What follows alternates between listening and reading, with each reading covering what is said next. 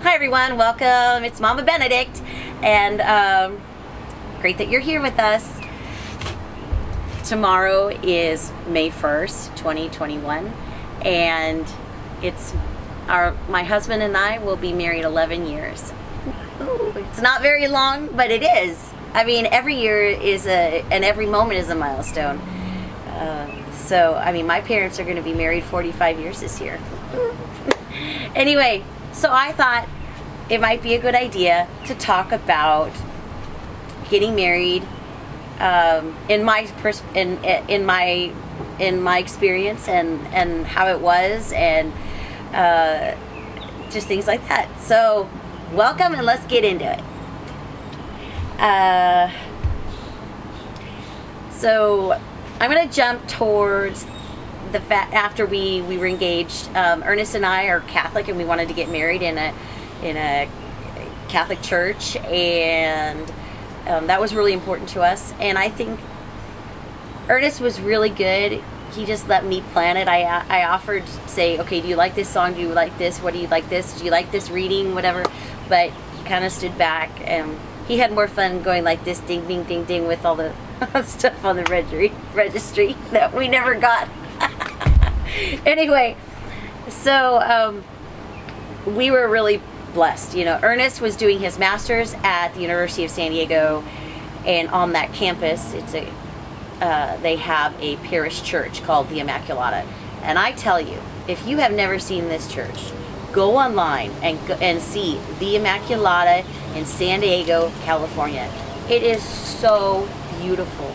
It has side altars, it has mosaics, it has stained glass windows, it has a cupola. I mean, this thing is gorgeous. Anyway, in my opinion, of course. So because he was in parish boundaries for almost a year, that made him a parishioner, so we got a nice little discount. But they do have a fee because there's somebody that helps coordinate everything, which is fine.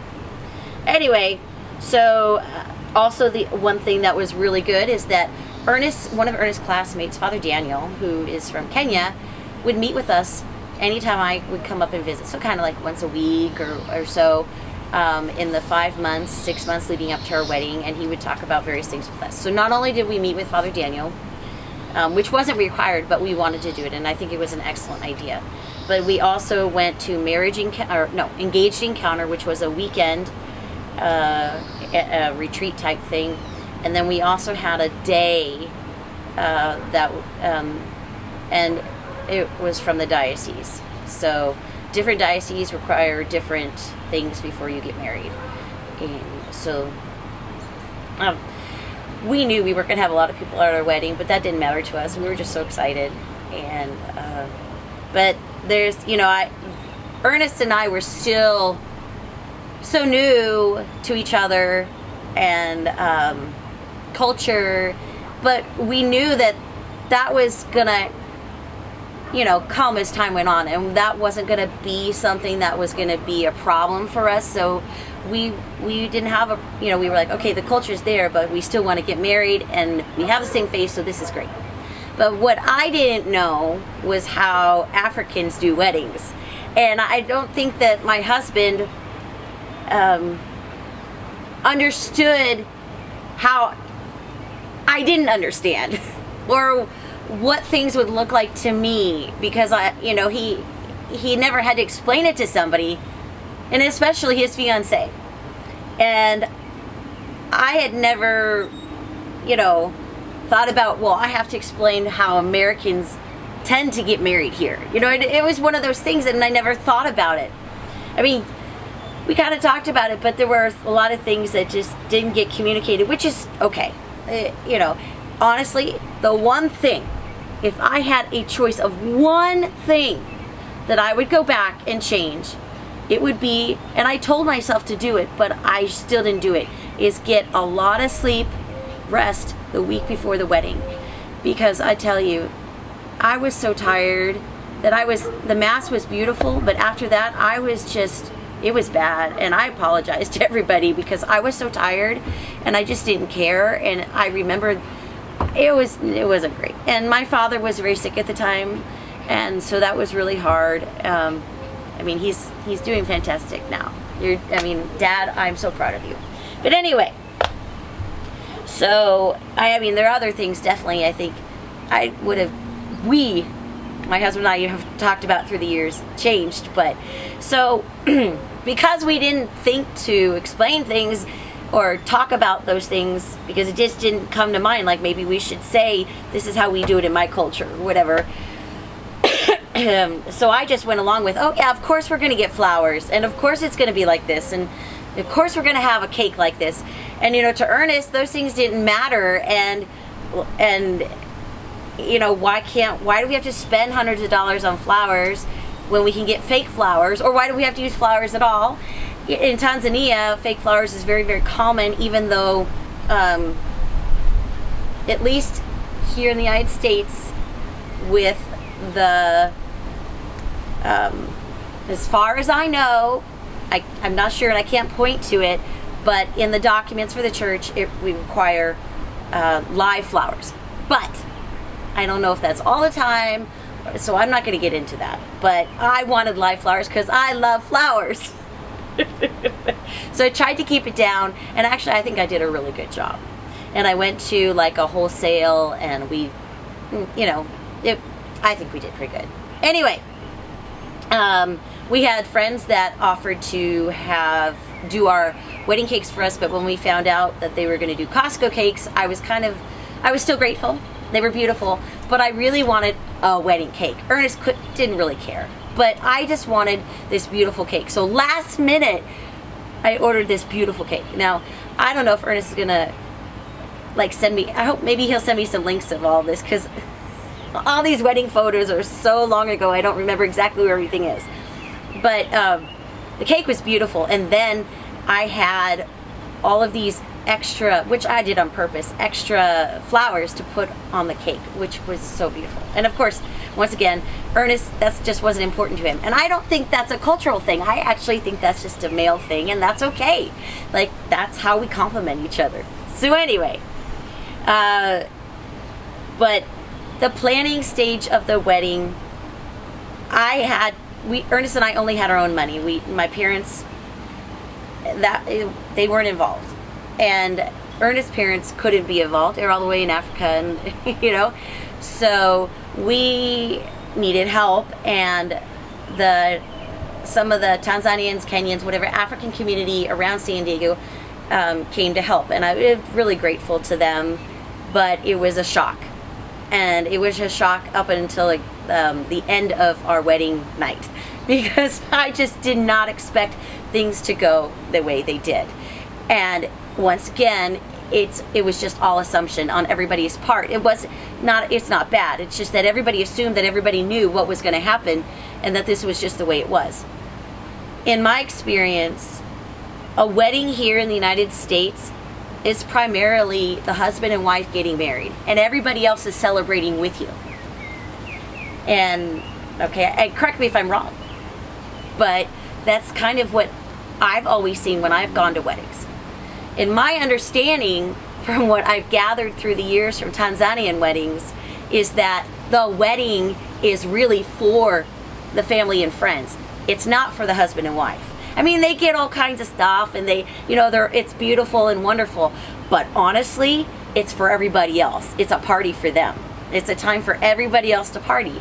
And that's not a bad thing, it's just different. And in Tanzania, there's a lot of different things too. I don't know what the men do. I've never heard about this, because I don't know if it's just like here where you focus more on the woman, which I think is sad, and I think the men deserve a change. I think that they should have more focus, I'm not talking bachelor party, if you really want to know. Ernest and I, we had our bachelor party / what do you call it, bridal shower. It was like a couple days. Couple days before the wedding, we went to El Pollo Loco. And we just had a meal there, because one, we had nobody to really throw those kind of parties for us, nor did we want to do some of the more secular things. So we always talk about our El Pollo Loco party. Anyway, it's more funny for us. But anyway, I love reminiscing. You know, it's. I mean, tomorrow's our anniversary, and this is kind of fun. Anyway, so all of these Africans would meet at the apartment where Ernest lived, and they would talk, and they'd throw out ideas, and they were like, no, this is how it has to be done. No, this is how it has to be done. You know, we're giving money, so this is how it has to be done. And all of this and this and this and this. And that was really hard for me, and Ernest would pull me aside later and say, just calm down, calm down. Ernest is so good. Oh, my husband, he's just an amazing mediator, and he's just calm. He's like my dad, you know, and I think that's, I love you, Daddy. I think that's what drew me to Ernest, among other things, was, I mean, he's so intelligent, and my dad is really intelligent, and also, but just that calm demeanor, like, you know, it takes a lot for him to actually get upset. And that's not, it's a great thing, but it's bad when they actually do get upset. But anyway, so he would always try and calm me down and say, just go with it, just go with it, just go with it. So basically we went with it. And we had a potluck oh, my mom, she made this wonderful ambrosia salad. And because there were all these Africans there, nobody wanted it. So it was like these few Americans that were there, we all enjoyed it. It was fantastic. But the wedding mass itself was, you know, that was the one thing that nobody else could touch. Ernest and I were the ones that planned it. We ran it, of course, by the people at the parish, the wedding coordinator, and made sure everything was correct. But because I had been a religious sister and a cloistered nun, for those of you that don't know, I had plenty of ideas of music and things because I had had so much exposure to that. And Ernest was in high school seminary, so he also had knowledge of things. And so we were able to pick out beautiful readings, and we also picked out some really, really beautiful music. And we were so blessed that the organist at the parish, there's one organist, he offered to play for a discounted rate. God bless you, Christian. I'm so grateful. And then we had a violinist who played for a discounted rate, and then there was a gentleman who sang for a discounted rate, and we were really, really blessed. And so we had something very different in our wedding, but I thought it would be so beautiful to have. We got married on May 1st, 2010. May 1st is the feast day of St. Joseph the Worker. And we actually wanted that day. We wanted May 1st, and it just happened that it was available. We wanted to get married in May, but so it was really a blessing to be able to get married on the feast day of St. Joseph. I happened to be baptized at the parish church of St. Joseph the Worker, and Ernest was in St. Joseph Seminary, and St. Joseph for me has always just been a special saint, someone to teach me and guide me. You know, I mean, just because he's not alive doesn't mean I can't learn from him.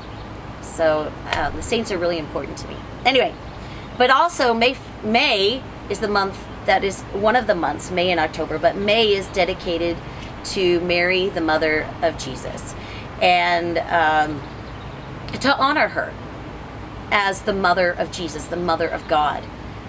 And that was really important to us, to honor her in some way. And in many, many wedding masses, people will honor her or give her some flowers. But what we did was a May crowning, which is more of a pre-Vatican II type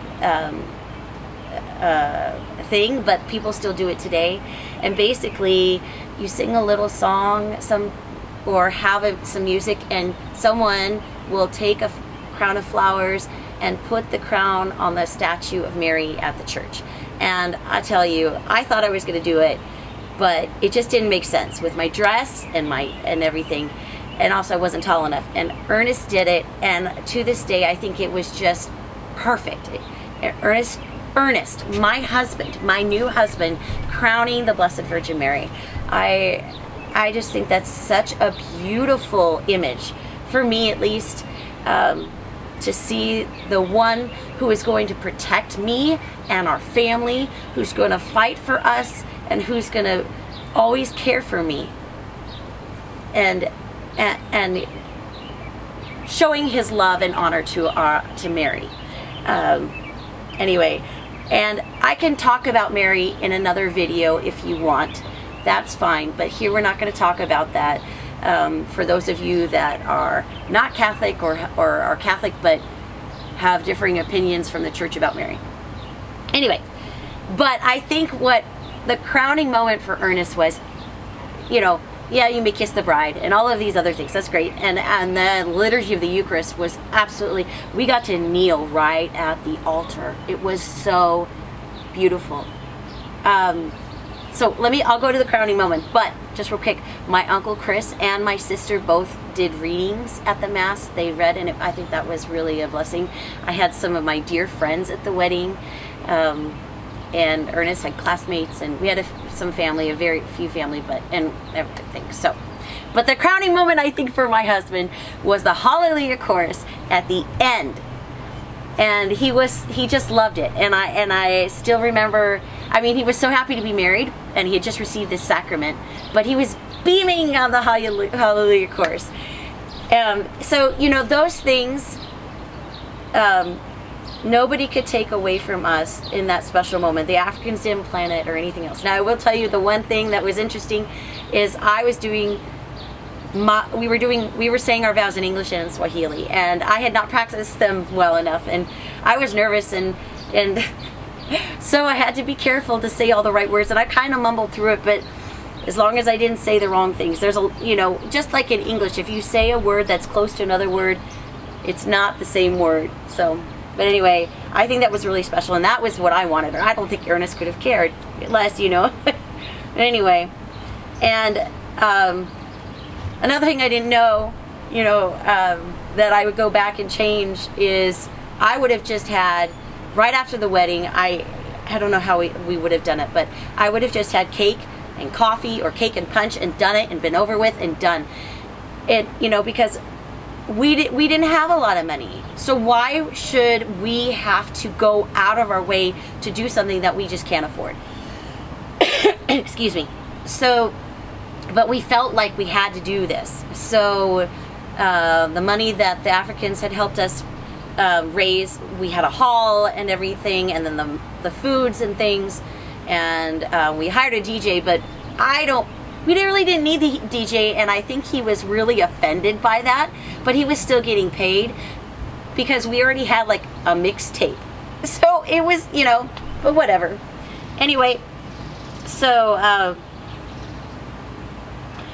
I didn't know, and Ernest would never tell me when it was, but we weren't, and I had people had actually flown in from other places, and I thought that after the Mass, after the wedding Mass, we'd go to the hall, but no, it wasn't until like 5, 6 o'clock at night, and so there was this huge amount of time, and Ernest is amazing. He's like my mother. He can sleep like this. He closes his eyes, and like 30 seconds later, he's out. He's sleeping.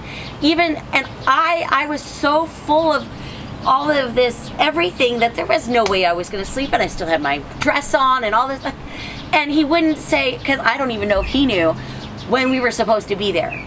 So we're sitting in his apartment, and we're like, oh, we just got married. Okay. It was really frustrating to me, and I was exhausted. So that was interesting.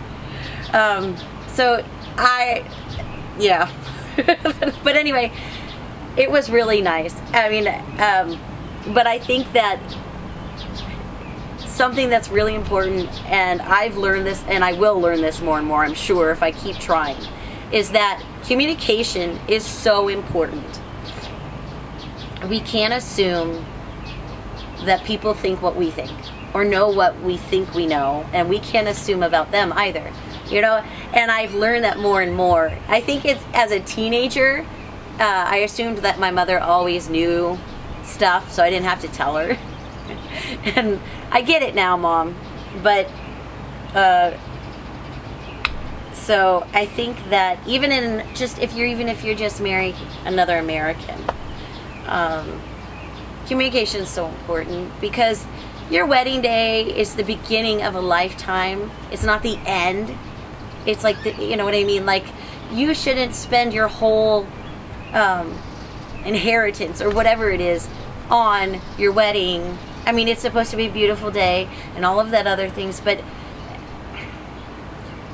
when you look back and say, well, I spent a couple thousand, or I spent tens of thousands, and now I'm in deep poverty, you have to judge. I think everybody has to make a judgment for themselves. It's kind of like, would you rather have a nice car and rent an apartment, or an old house, or a rickety house, or do you want to have a nice house or a semi-nice house and your cars are so-so?